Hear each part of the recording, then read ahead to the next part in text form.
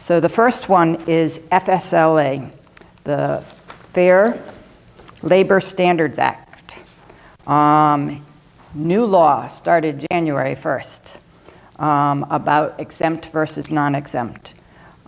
Exempt employees are those that are exempt from overtime. They don't get overtime because they're usually professionals, managers, those types of things. Non-exempt employees are therefore get paid for overtime.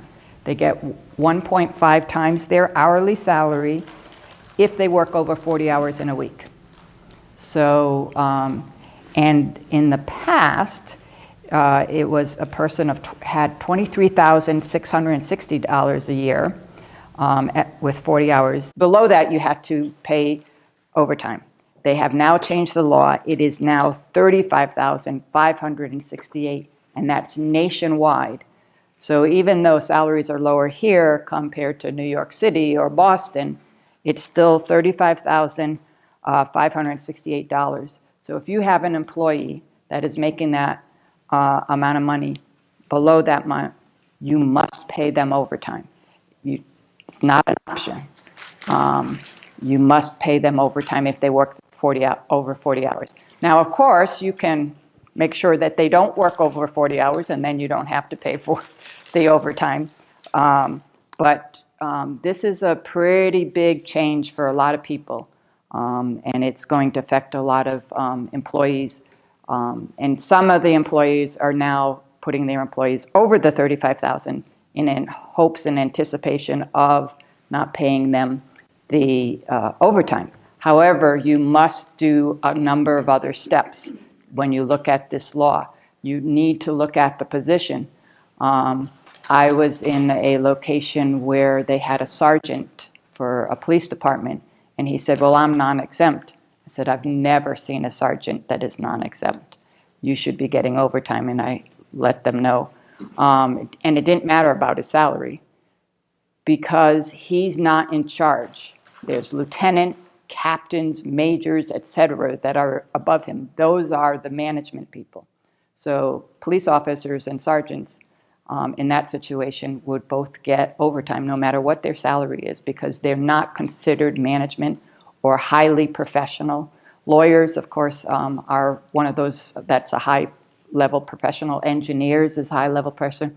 So you have to go through some steps once the person is over the $35,000 to figure out if that applies for you.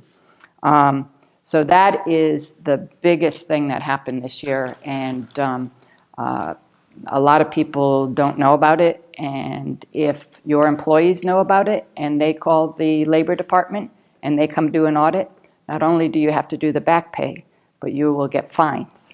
So you definitely want to do the right thing.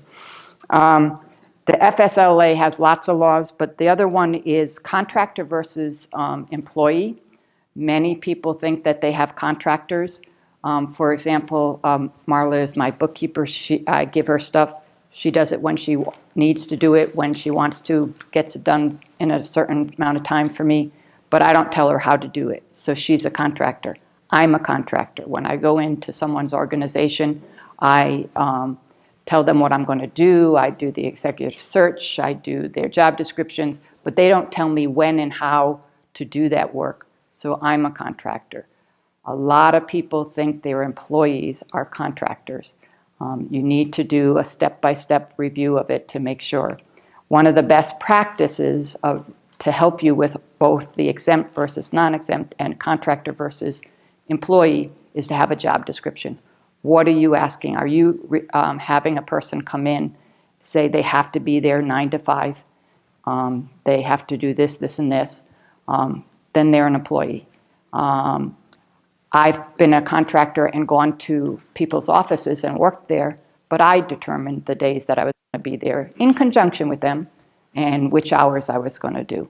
So again, if you don't figure out the right thing and the Labor Department comes in and does an audit, you will pay back pay and fines. So very important law.